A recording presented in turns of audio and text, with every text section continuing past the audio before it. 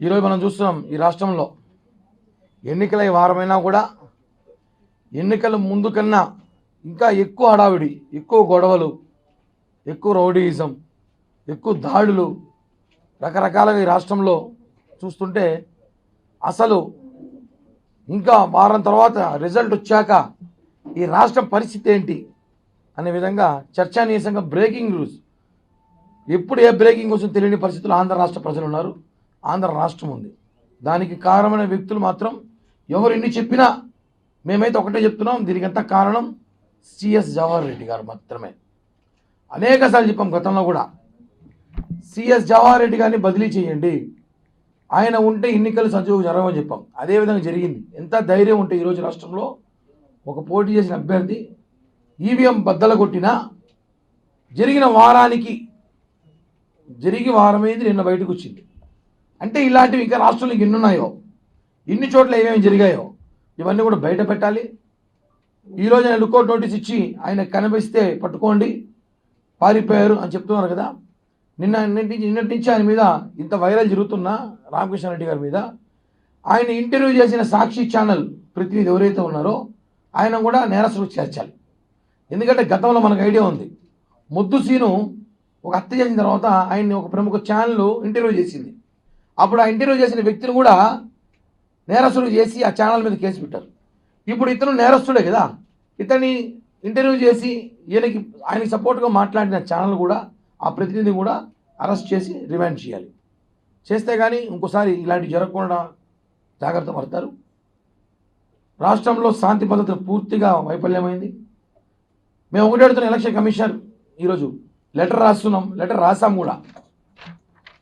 ఈ లెటర్ని ఫ్యాక్స్ ద్వారా పంపించాము, పోస్ట్ కూడా చేశాము ఢిల్లీ ఎలక్షన్ కమిషన్ గారికి.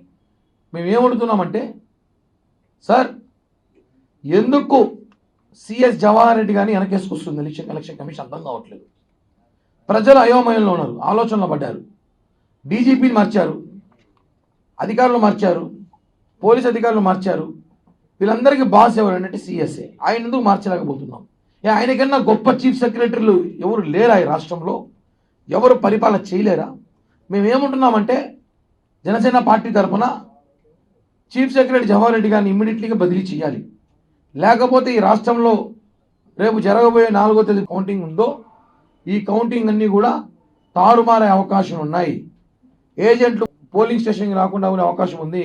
కౌంటింగ్ స్టేషన్కి అభ్యర్థులు పోనీయకుండా చేయాలని అవకాశాలు ఉన్నాయి. కేసులు పెట్టాలని ప్రయత్నిస్తున్నారు, మాకు సమాచారం ఉంది.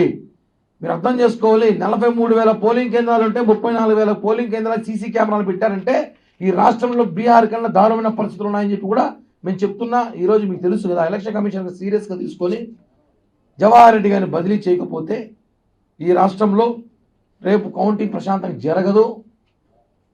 నిజమైన ప్రజలు వేసిన ఓట్లు కూడా తారుమారు చేసే అవకాశం ఉంది.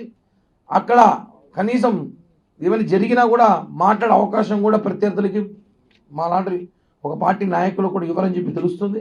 దీనిపైన విచారణ చేసి ఖచ్చితంగా ఆయన్ని బదిలీ చేయాలి. లేకపోతే ఈ రాష్ట్ర సర్వనాశనం అయిపోతుంది ఈ 10 రోజుల్లో. అలాగే ఆయన చీఫ్ సెక్రటరీయా వైసీపీ సెక్రటరీ అర్థం కావట్లా. నిన్నటి దినం ఆయన వైజాగ్ వెళ్ళి వచ్చాడు సీక్రెట్గా. ఒక చీఫ్ సెక్రటరీ అయ్యుండి దొంగతనంగా వైజాగ్ వెళ్ళాల్సిన అవసరం ఏముంది? ఆయన వైసీపీ కార్యకర్తలా పనిచేస్తున్నాడు. ఇంకా ఎలక్షన్ కోడ్లో కూడా ఇంకొక 10 రోజుల్లో కూటమి ప్రభుత్వం రాబోతా ఉంది, మా ప్రభుత్వం. కానీ ఆయన నిన్నటి దినం దొంగతనంగా వైజాగ్ వెళ్ళి జగన్మోహన్ రెడ్డి ప్రమాణ స్వీకారం చేయబోయే సభాస్థలాలను చూసుకొని వస్తారని చెప్పి వెళ్ళొచ్చాడంట. పిచ్చిలో ఉన్నారా, భ్రమలో ఉన్నారా? ప్రజలు కసిగట్టుకొని పనిగట్టుకొని లక్షలు ఖర్చు పెట్టి విమానాల్లో రైళ్లలో వచ్చి మాకు ఓట్లేశారు. ఈసారి మీరు దొంగతనంగా వెళ్ళడం చర్చనీయంగా మారిపోయింది. ఉదాహరణకి ఎలా ఉందంటే పరిస్థితులు, మన పల్నాడులో గొడవలు చూసాం. తిరుపతిలో కూడా పులవర్తి నాని గారి మీద దాడి చేశారు. దాడి చేసిన వ్యక్తులను వదిలేసి పాపం ఎవరో సుధాకర్ రెడ్డి తిరుమలలో వ్యాపారం చేసుకున్న వ్యక్తిని తీసుకెళ్లి అరెస్ట్ చేశారు. నిన్నటి మొన్న వాళ్ళ కుటుంబ సభ్యులు వచ్చి ప్రెస్ మీట్ పెట్టారు, అదే ప్రెస్ క్లబ్లో మాట్లాడారు. ఇంతవరకు పట్టించుకోలేదు. ఒక పత్రికలో అయితే 2-3 పత్రికల్లో, ప్రముఖ పత్రికల్లో మెయిన్ పేజ్ ఆర్టికల్ వచ్చింది. మెయిన్ పేజ్లో ఆర్టికల్ వచ్చింది. అమాయకుల్ని పట్టుకెళ్ళి జైల్లో పెట్టి నిధులు బయట వదిలేస్తారు అనేసి కూడా ఇంతవరకు దాని మీద చర్యలు లేవు. అంటే ఏంటి ఎలక్షన్ కోడ్ పరిస్థితిలోనే ఈ రాష్ట్రం ఇలా ఉంటే ఎలా ఉంటుంది?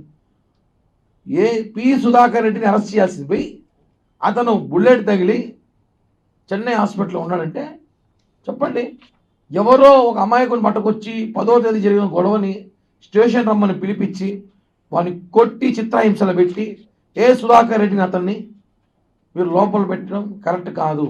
ఏం జరుగుతా ఉంది ఈ రాష్ట్రంలో? అసలు ఇంత జరుగుతా అంటే మళ్ళా మీరు అధికారంలోకి వస్తామని చెప్పి ప్రజలు ఎలా నమ్ముతారు? పోలీస్ వ్యవస్థ ఎందుకు ఎలక్షన్ కమిషన్ సీరియస్ తీసుకోవట్లేదు? దీని మీద సిట్ అని ఒక దర్యాప్తు చేసింది.